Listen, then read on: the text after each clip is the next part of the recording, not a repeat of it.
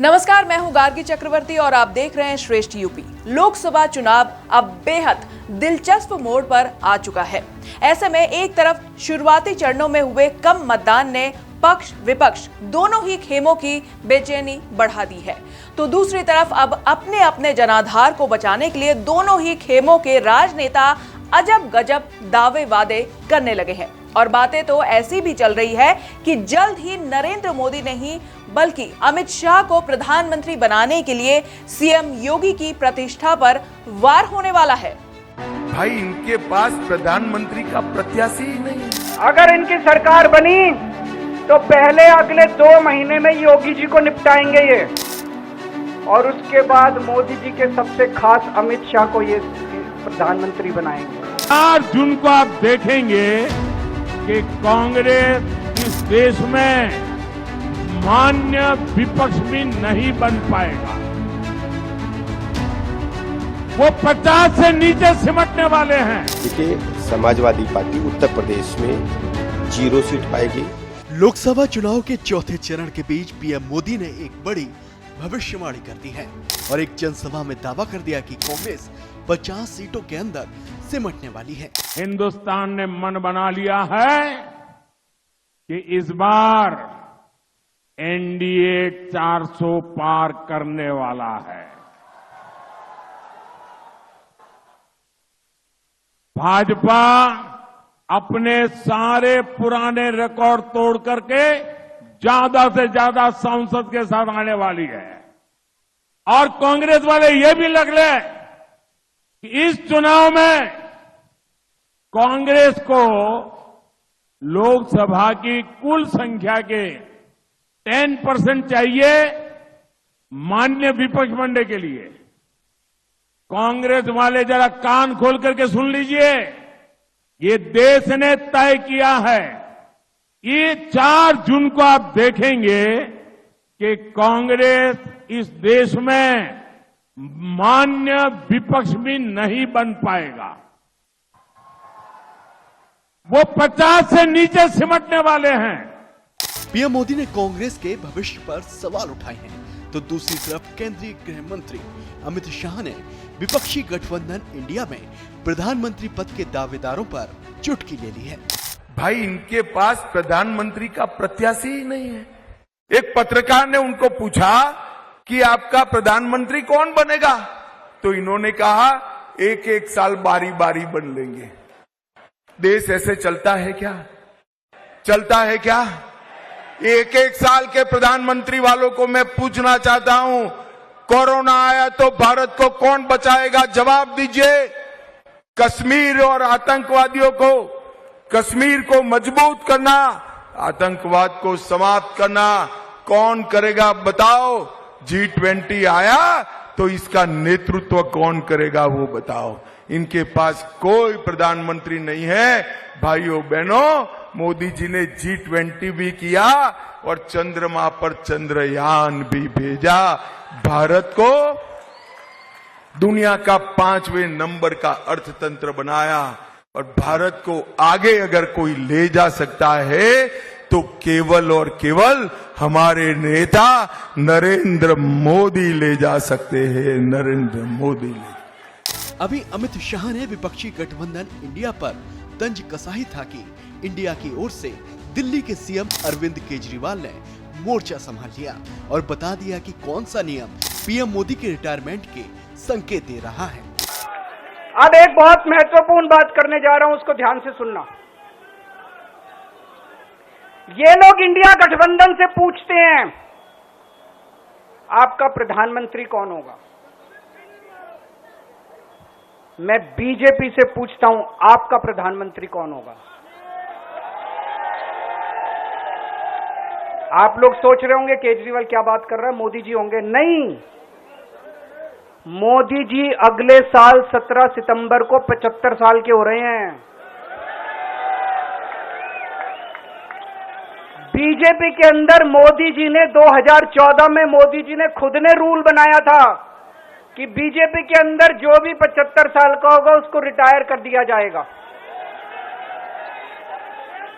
सबसे पहले आडवाणी जी को रिटायर किया गया, उसके बाद मुरली मनोहर जोशी जी को रिटायर किया गया, फिर सुमित्रा महाजन को रिटायर किया गया, फिर यशवंत सिन्हा को रिटायर किया गया। अब मोदी जी अगले साल 17 सितंबर को रिटायर होने वाले हैं। सीएम अरविंद केजरीवाल ने सिर्फ पीएम मोदी नहीं, अमित शाह नहीं, बल्कि यूपी के मुखिया योगी आदित्यनाथ के भविष्य पर भी इशारों में सवाल उठा दिए और संकेत दे दिए कि सीएम योगी को साइडलाइन करने की प्लानिंग हो रही है। बीजेपी से पूछना चाहता हूं, आपका प्रधानमंत्री का दावेदार कौन है? दोस्तों, अगले साल 17 सितंबर तक अगर इनकी सरकार बनी, तो उस पे भी आऊंगा मैं, अगर इनकी सरकार बनी तो पहले अगले 2 महीने में योगी जी को निपटाएंगे ये, और उसके बाद मोदी जी के सबसे खास अमित शाह को ये प्रधानमंत्री बनाएंगे। तो मैं लोगों को, देश के लोगों को आगाह करना चाहता हूं, मोदी जी अपने लिए वोट नहीं मांग रहे, मोदी जी अमित शाह को प्रधानमंत्री बनाने के लिए वोट मांग रहे हैं। मैं पूछना चाहता हूं मोदी जी से और अमित शाह जी से, ये मोदी की गारंटी पूरी कौन करेगा? क्या अमित शाह मोदी की गारंटी पूरी करेंगे? 2024 की सियासत एक अलग लेवल पर पहुंच गई है।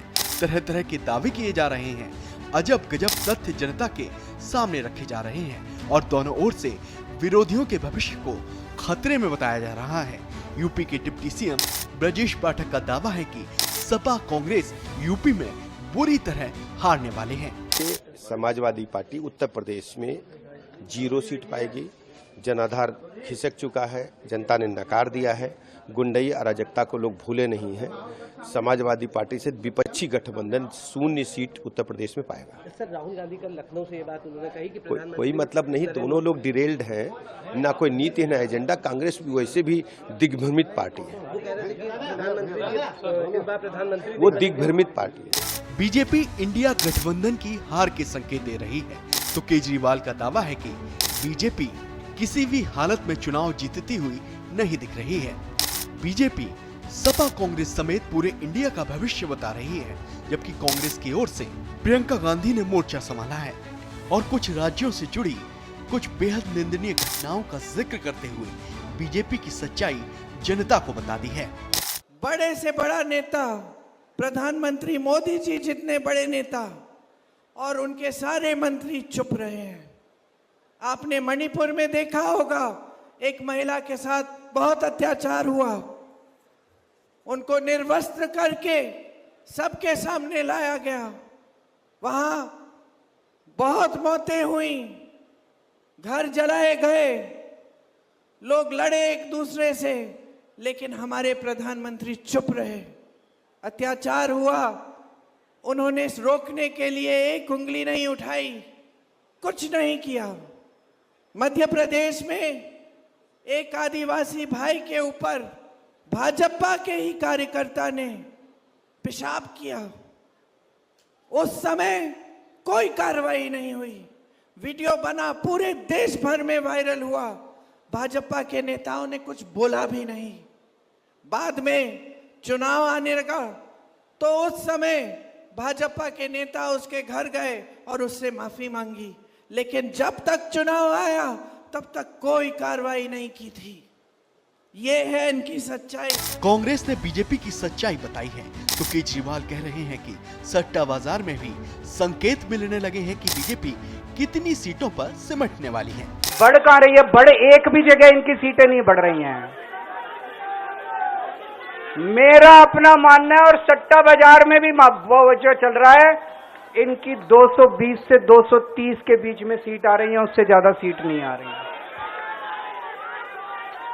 मोदी सरकार नहीं बन रही है, केंद्र में इंडिया गठबंधन की सरकार बन रही है। आम आदमी पार्टी उस सरकार का हिस्सा होगी, दिल्ली को पूर्ण राज्य दिलाएंगे। दिल्ली का एलजी लोगों का एलजी होगा, दिल्ली का एलजी दिल्ली वालों का एलजी होगा। गुजरात से आया हुआ है अभी,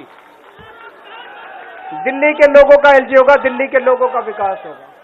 कुल मिलाकर लोकसभा चुनाव अब अपने सबसे अहम मोड़ पर है। ऐसे में नेताओं का हर एक बयान उनकी पार्टी के भविष्य की दिशा और दशा को बदलने में अहम भूमिका निभा सकता है।